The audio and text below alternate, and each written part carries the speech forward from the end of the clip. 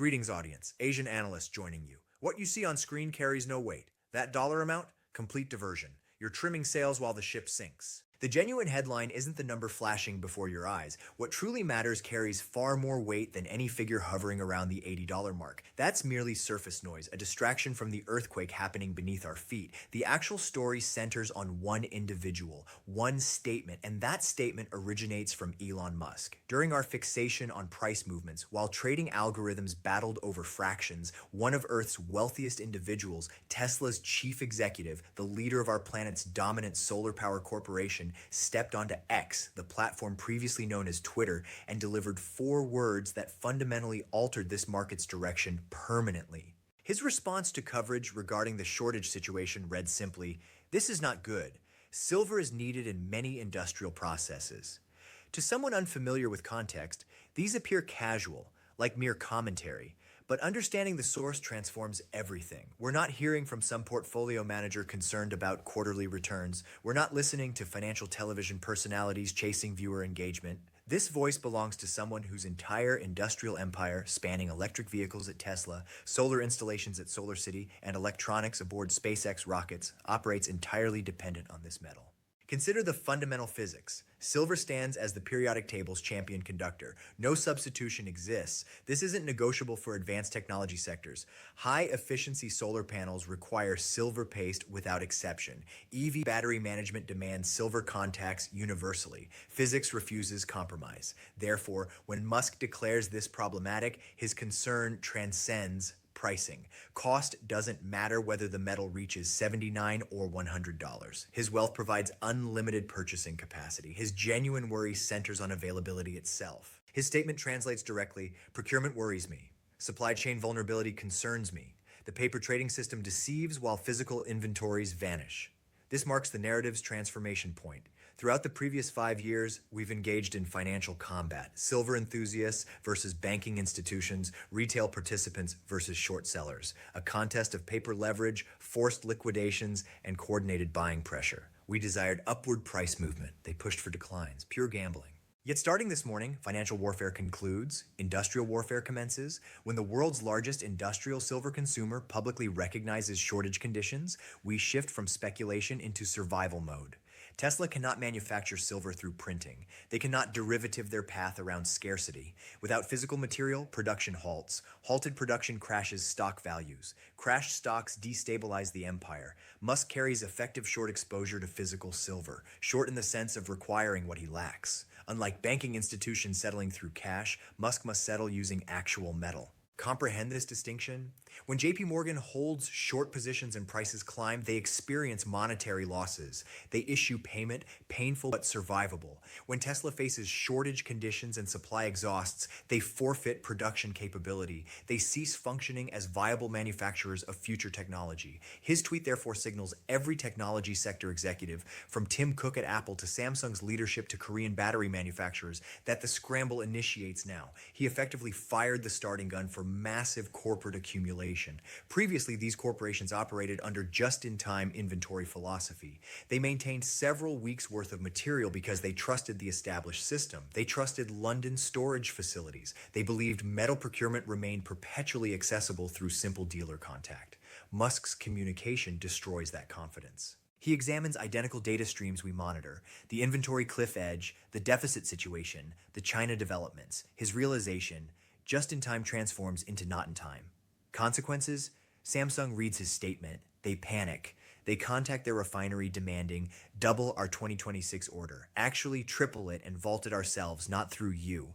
Apple observes the same message. They panic. They secure strategic reserves. This initiates inventory hoarding cycles, precisely what occurred with toilet paper during 2020, except involving strategic material powering global economic function. Everyone attempts simultaneous purchasing, not for speculation, but ensuring operational continuity. When industrial giants begin hoarding, pricing creates vacuum effects. They don't bid incrementally, they sweep entire order books. Everything at 79, everything at 85, everything at 90. This explains today's 79.57 peak. Markets front-run inevitable corporate panic. Algorithms recognize that Musk doesn't comment on commodities without material problems existing. They understand his supply chain intelligence exceeds anyone's globally. If he identifies shortage, shortage exists. Honestly, Musk isn't merely observing, he catalyzes events. Remember his Bitcoin addition to Tesla's balance sheet? Bitcoin doubled within weeks. We're hearing whispers, supported by his tweet, suggesting Tesla may pursue direct stakes in mining production or physically stockpile material hedging against shortage. If that announcement drops, if filings reveal Tesla purchasing physical silver, $100 isn't the target. 100 becomes the floor. Therefore, the 79.57 all-time high isn't bubble territory. Markets awaken, recognizing pricing has remained too depressed for incentivizing new supply across decades. Current users now pay consequences. Silver endured treatment as paper plaything for 40 years. Today reclaims status as critical strategic asset. Pricing rises because actual users realize sellers, the paper markets, have lied about availability. But here's the frightening element. Musk's alarm isn't just about general supply shortfalls. He isn't simply analyzing mining charts and calculating. He's focused on one specific calendar date, arriving in fewer than 4 days. He knows something mainstream coverage ignores. He knows that January 1st, 2026 activates history's single largest silver market disruption. He knows the world's largest refined silver producer prepares to lock gates. Musk's tweet responded to this specific news. He understands the China export licensing system isn't mere bureaucratic restructuring. It's blockade implementation. When you grasp what China intends, the specific thresholds, credit requirements, supply nationalization, you'll comprehend why Elon Musk worries. You'll understand why $79 silver represents opportunity, because Beijing's current actions constitute checkmate against Western industrial infrastructure. They're not just tightening markets, they're capturing them. This leads us into this new policy's details because the fine print absolutely terrifies anyone requiring silver outside China. This represents the specific nightmare keeping Elon Musk awake currently. Not vague feelings about depleting mines, a specific hard deadline striking global supply chains in exactly 4 days. January 1st, 2026 marks when game rules change permanently. China, the world's dominant refiner and processor, officially implements new export licensing for silver. Normally, export license suggests boring paperwork, bureaucrats stamping forms. Don't be deceived. In Chinese Communist Party language, export license politely substitutes for blockade. We've analyzed this new regulation's fine print. It's designed accomplishing one thing: strangling global markets while hoarding domestic supply. Requirements activating next week. Qualifying for silver export licenses out of China demands companies prove two things. First, annual production capacity minimally reaching 80 tons. Second, establish credit lines approximately 30 million US dollars. Why do these specific numbers matter? They're guillotines, designed severing small and mid-sized export market heads. Hundreds of smaller refineries, trading houses, independent brokers who previously supplied Western markets with silver become instantly disqualified. Too small, insufficient volume, inadequate credit lines. Overnight, they're banned from selling material to Apple, to Tesla, to Samsung. Where does their silver go? Cannot leave the country, therefore stays in China. Floods local Shanghai markets, goes directly to BYD, to KTL, to Chinese solar giants. This represents calculated resource nationalism. China effectively declares, we produce solar panels, we produce EV batteries, we need the silver. Why should we export our strategic advantage to the West? This exact playbook mirrors their rare earth metal strategy a decade ago. They tightened export quotas, crushed foreign competition, forced every major technology company relocating manufacturing to China for raw material access. Now repeating with silver. Timing isn't accidental. They're executing this right as global deficits hit critical mass, closing doors just as the building ignites. Elon Musk sees this. He knows China controls massive percentage of refined silver supply chain. Even when ore originates from Mexico or Peru, much flows through Chinese smelters and refiners. When that flow stops, global supply chain snaps. China controls roughly 60 to 70% of global refined silver processing capacity. When they restrict exports, global pricing becomes mythical. Two prices emerge: price inside China where metal exists, and price outside China where panic reigns. This explains why arbitrage we discuss is dead. Western traders used to claim, if silver is expensive in London, we'll simply buy from Shanghai and ship over. Not anymore. You can't ship over. You lack the license. You're not state-approved entities. Metal is trapped. This creates physical iron curtain. One side, China's industrial machine gets priority access. Other side, Western industry, Musk's industry, fights for scraps in markets that just lost their biggest supplier. This explains why the 79 price tag just begins. Markets attempt pricing a supply shock that hasn't officially started yet. January 1st is the start date. What happens in February when US electronics manufacturers attempt ordering their usual shipments from Chinese suppliers and receive force majeure notices, when they realize they can't acquire metal at any price because governments won't issue stamps, they'll turn to COMEX, they'll turn to London. But as we know, those vaults are already draining. Chinese export ban forces all Western demand into Western vaults, which accelerates the squeeze, concentrates panic into New York and London, transforms shortage into crisis. And you must ask yourself, why now? Why January 1st, 2026? Because China sees the numbers too.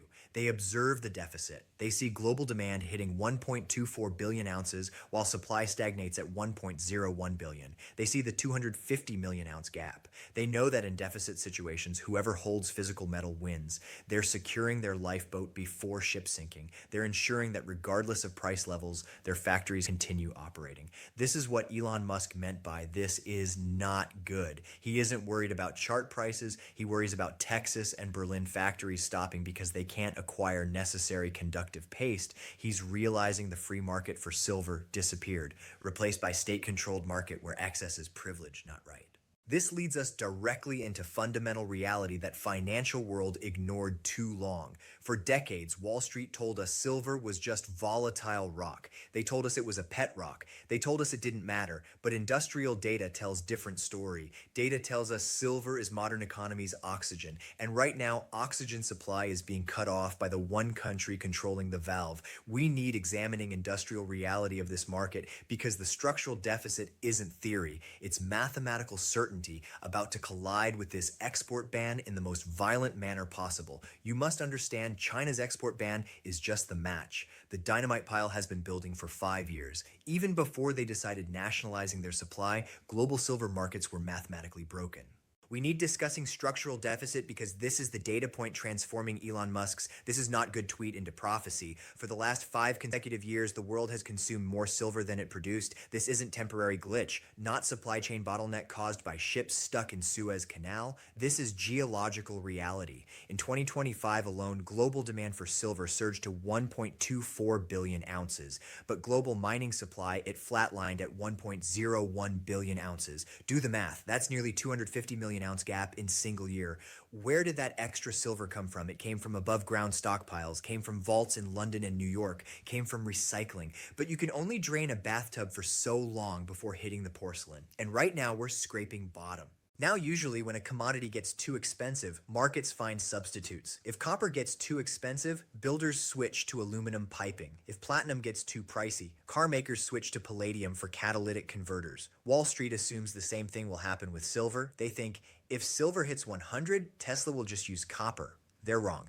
And this is where physics enters. Silver is not just shiny metal. It's the single most electrically conductive element in the known universe. Conducts electricity better than copper, conducts better than gold, possesses highest thermal conductivity and highest optical reflectivity of any metal. In the world of high-efficiency electronics, in the world of EV batteries, 5G towers, and advanced solar panels, you cannot compromise on conductivity. If Elon Musk switches contacts in Tesla battery from silver to copper, efficiency drops, range decreases, heat increases, car becomes worse. If solar panel manufacturer switches from silver paste to copper paste, panel generates less power. In the race for energy dominance, good enough isn't an option. You need the best, and the best is silver. This explains why industrial demand now constitutes 50 to 60% of entire silver market. Think about that shift. 50 years ago, silver was for photography and silverware. It was precious metal. Today, it's strategic mineral. It's the DNA of green energy revolution.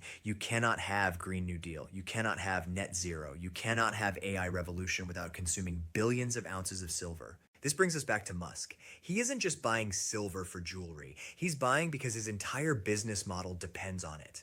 Tesla and SolarCity are massive silver consumers. Every time they sell Model Y, they're selling silver. Every time they install solar roof, they're installing silver. Musk knows he's effectively world's largest naked short on physical silver. He's sold millions of cars and panels requiring silver in the future, but hasn't mined the metal yet. So when he sees China, the country refining vast majority of world silver, locking gates on January 1st, he realizes his supply chain is naked. He realizes the 250 million ounce deficit is about to become 400 million ounce deficit because Chinese supply is no longer available to the West. This transforms buyer psychology. For the last decade, industrial buyers were price sensitive. If silver went up, they bought less. Now they're price inelastic. If you need silver finishing a $50,000 electric car, you don't care if silver costs 25 or 100. Silver cost is tiny fraction of total vehicle cost, but without it, vehicle doesn't run. You'll pay any price acquiring metal. It's about chief procurement officers at Samsung, Apple, and Tesla screaming at suppliers to secure metal before competitors do. It's game of musical chairs, and China just removed half the chairs. Here's the most dangerous part for financial system. While industrial demand explodes to 1.24 billion ounces, paper market, futures market in New York still pretends silver is abundant. They're trading hundreds of times more paper than actually exist in vaults. They've built casino on top of mine that's running empty. We have specific number for this insanity. It's called paper to physical ratio. Right now, that ratio sits at 356 to 1. That means for every single ounce of real silver sitting in vault, there are 356 people holding paper claiming to own that ounce. What happens when Elon Musk and Samsung and Apple decide they don't want paper anymore? What happens when they demand physical metal because they need putting it into factory? The 356 claims collapse into one. 355 people get nothing. One person gets metal. This is death of paper scenario. And with China export bans starting in 4 days, we're about to see exactly what happens when paper promises collide with physical wall. In the next part, I'm going to break down this 356 to 1 ratio and explain why COMEX is effectively fractional reserve crime scene about to be exposed by industrial giants. Paper market is dying, physical market is taking over, and price is about to reflect reality. And if you think physical deficit is terrifying, you need looking at paper market because this is where crime scene is located. This is where greatest illusion in financial history is about to be shattered by brute force of industrial necessity. We have specific number defining this illusion. It's the paper to physical ratio. Right now, according to latest data from US Debt Clock and industry analysts, that ratio sits at approximately 356 to 1. I want you really visualizing what that number means. Imagine warehouse with single 1 ounce silver coin sitting on table in center of room. Now imagine line of 356 people standing outside that warehouse. Every single one of those people holds paper. That paper says, I own 1 ounce of silver stored in this warehouse. They all paid for it. They all believe they own it. Bank told them it was there.